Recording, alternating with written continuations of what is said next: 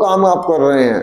जैसे भगवान महावीर ने कहा था, किसी ने पूछा था भगवान महावीर से कि हम क्या करें, तो भगवान महावीर ने कहा था क्या करने की उतनी फिक्र मत करो, जो करते हो उसे होश पूर्वक करो। यानी समाधि में उतरने की कला, यानी पिछले जन्म में उतरने की कला। लेकिन जो इसी जन्म को नहीं जानता वो पिछले जन्म में उतरने की कला को कैसे पहचान पाएगा। वीडियो अच्छी लगी तो शेयर, लाइक और कमेंट जरूर करिएगा। जय हिंद, वंदे मातरम, भारत माता की जय। नमस्कार दोस्तों, आज मैं आपके लिए एक ऐसी वीडियो लेकर आया हूं, कुछ ऐसी बहुत खास जानकारी जिससे आपको आपके गुरु मध्य का जो स्थान है वो एक्टिवेट हो जाएगा। बात करते हैं मिड 90s की। करीब 1935 से 40 के आसपास की बात है ये, कि जब नॉर्थ अमेरिका में यानी अमेरिका में, यूनाइटेड स्टेट्स ऑफ अमेरिका में एक व्यक्ति था जिसका नाम था एडगर काइसी। एडगर काइसी वो व्यक्ति थे, जब उनकी कहानी बड़ी अद्भुत और रोमांचित, मन को रोमांच करने वाली है। एडगर काइसी एक बार बीमार पड़ा यानी कि वो बेहोश था। तो कई दिनों तक वो बेहोश रहा।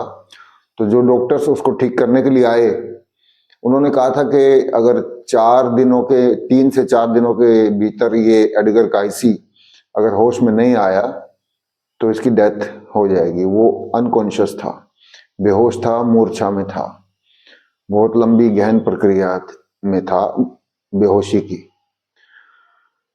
तो जब डॉक्टर्स ने कहा कि 3 से 4 दिन के भीतर मर जाएगा अगर ये नहीं उठा, तो अपने होश में नहीं जागा तो बेहोशी से, तो वो ये बात कर ही रहे थे कि दूसरे दिन ही एडगर काइसी एकदम से उठता है। उन डॉक्टर्स के बीच में ही बेड पर आधा उठता है, बैठता है और कहता है कि मुझे ये नाम की दवाई ले आओ, मैं ठीक हो जाऊंगा।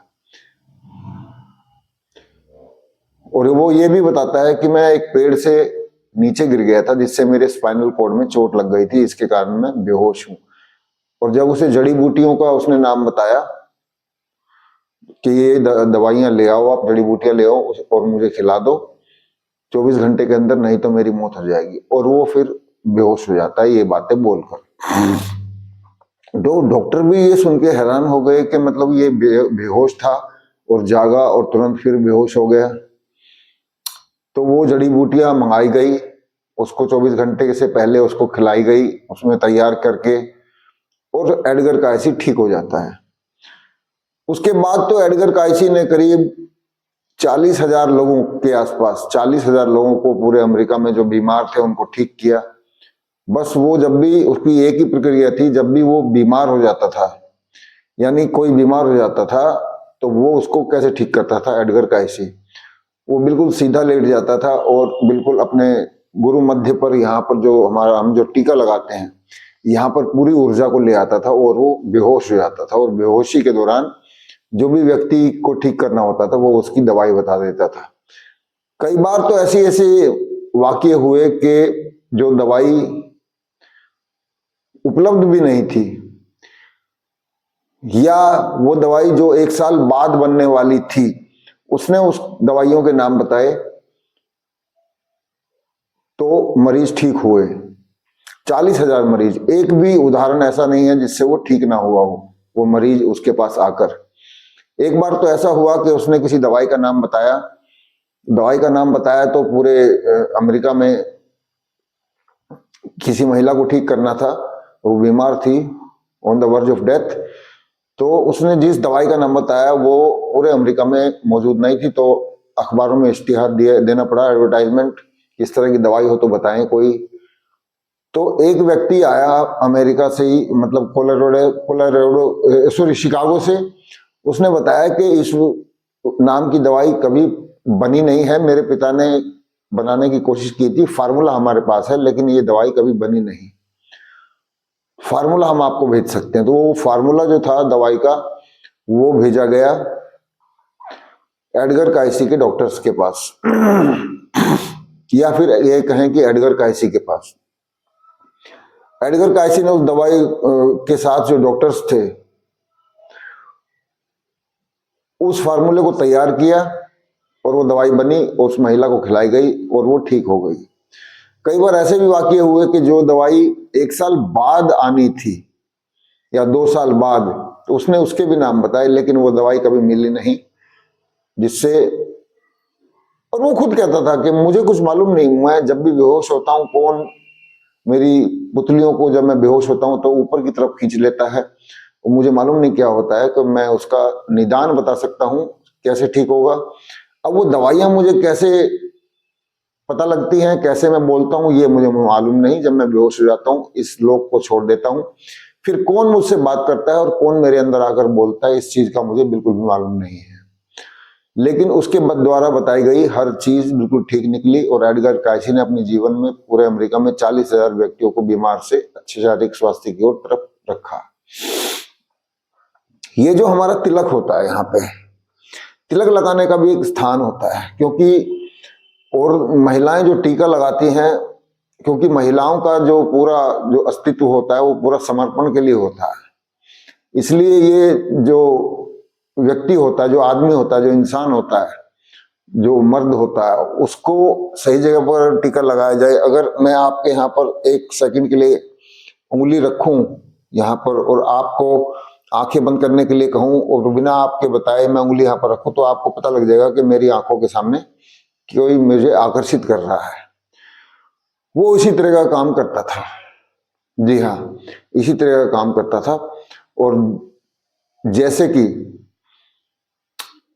अगर अमेरिका की बात करी जाए या एडगर कायसी की खास तौर से बात करी जाए, तो एडगर कायसी ने बहुत सारे लोगों को स्वस्थ किया, और उसको देखकर जैसे कि एक बात मैं आपसे कहना चाहूं कि हमारा जो मूलाधार चक्र है, अनाहत चक्र है, मणिपुर चक्र है, विशुद्ध चक्र है, आज्ञा चक्र है, सहस्त्रधार चक्र है, जो आज्ञा चक्र है हमारा, ये आज्ञा चक्र है। हमारा जो मूलाधार चक्र है यानी जनेंद्रियां हैं, जनेंद्री का जो यंत्र है हमारे पास, सबके पास, वो किसी छोटी सी एक चीज को देखकर भी एकदम एक्टिवेट हो जाता है। और हमारा आज्ञा चक्र और हमारा दिमाग और जनेंद्री कितनी दूर है, लेकिन हमारा ये कभी एक्टिवेट क्यों नहीं होता है? ये एक्टिवेट क्यों नहीं होता? इसको एक्टिवेट करने के लिए समाधि में उतरना पड़ता है।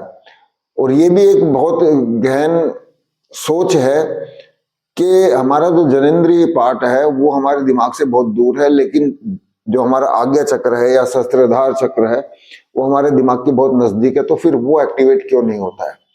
सुषुप्ति में यानी बेहोशी में हमें कुछ याद नहीं रहता कि क्या हो रहा है, लेकिन समाधि में हमें, यानी कि ध्यान में मौन रहने पर, बिल्कुल ध्यान मग्न हो जाने पर, पूरा फोर्स, अपनी पूरी फोर्स बॉडी की, माइंड की, ब्रेन की यहाँ पर लगा देने से तब एक्टिवेट हो सकता है, तब वो चीज एक्टिवेट हो सकती है। तो सुषुप्ति में यानी बेहोशी में तो हमें पता नहीं चलता है कि बाहरी दुनिया क्या है, लेकिन समाधि में हमें जरूर पता लग सकता है। इसलिए अपने आप को, ऐसे प्रयोग मैंने भी बहुत सारे किए हैं और अभी भी करता हूं, और जो बात सफल होती है, हर बात सफल होती है उसमें, लेकिन उसमें खास तौर से बात यह है कि दूसरों को स्वस्थ करने और दूसरों के लिए प्रार्थना करने, और जैसे महात्मा बुद्ध ने कहा था, पिछले जन्म में उतरने की कला को जो जिसने जान लिया, यही मंत्र दिया था भगवान महावीर और भगवान बुद्ध ने। तो हमको जो सबसे ज्यादा जरूरी है वो है कि अपनी बीमारियों को ठीक करना चाहते हैं, दूसरे की बीमारियों को ठीक करना चाहते हैं, तो हमें समाधि की तरफ मुड़ना पड़ेगा, ध्यान मग्न होना पड़ेगा बहुत ज्यादा।